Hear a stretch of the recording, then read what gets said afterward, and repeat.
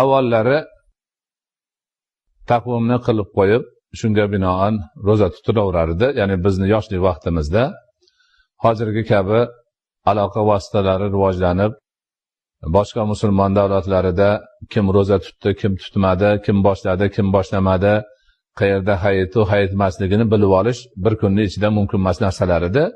Shuning uchun biroz bu masalada unaqa tushunmovchiliklar bo'lmay turar edi. Lekin hozirgi paytda har kim o'sha chet el axborotlarini eshitishi, ko'rishi, xabardor bo'lish imkonlari juda ham ko'paydi.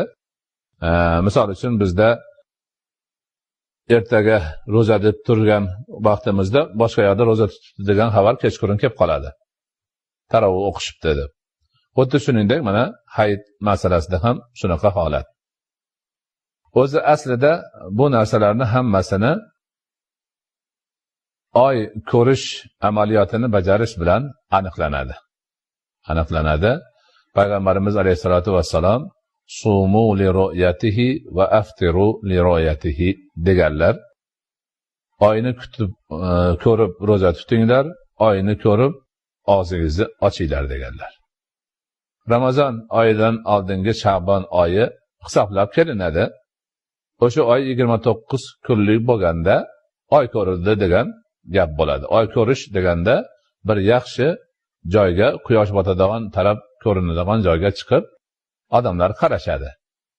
Agar Sha'bon oyi 29 kunlik bo'lib, ertasiga Ramazon boshlanadigan bo'lsa, quyosh botayotgan paytda yangi oy bir oz ko'rinadi. Ana shu ko'ringanini xabarini yetkazib, hamma yoqqa xabar yetkazib ro'za tutsa bo'laveradi. Ana shu demak, shariatning ko'rsatmasi shu, hayit ham shunga o'xshab belgilanadi. Endi ikki xillik bo'lib qolsa, bir yurtda ko'rishibdi, bir yurtda ko'rishmabdi. Bizi tajribamizga o'xshagan holatlar. Oralarda birimiz ko'rsak, ikkinchimizga xabar qilamiz yoki boshqa degan gap yo'q. Har kim o'zi ko'rib, o'zi belgilamoqchi. Demak, bunday paytda har kim o'zi turgan yurtga qarashi kerak. O'zi qaysi yurtda tursa, shuni e'tiboridan demak ro'za tutishni boshlaydi, o'sha e'tiboridan ro'za tutishni tugatadi, o'shini e'tiboridan hayitini ham qiladi. Avval ham ba'zi bir savollarni javobida aytib o'tdik. Bir musofir odam boshqa yoqqa borib qolsa-yu, orada farq bo'lsa, o'sha yerni aholisiga qo'shilib ro'za tutaveradi yoki ochib olsa ochib olaveradi degan ma'noda. Xuddi mana shunga o'xshagan, demak, ulamolarimiz mazhablarga qaraganimizda ixtilofi bor. Bir yerni ko'rgani boshqa yerga o'tadimi, yo'qmi degan masalada. Birlari ha, birlari yo'q degan. Demak, ana shuni e'tiborga oladigan bo'lganimizda ham yo'q degan tarafini e'tiborga olib, bir yurt butun boshi bilan, o'zlarining rahbarlari bilan, shu ishda mas'ullari bilan belgilab falon kuni deb aytib turgan bo'lsa, boshqa yoqdagi birovni tutgani yoki ochganini hujjat qilib, orada ixtilof chiqarmaslik kerak.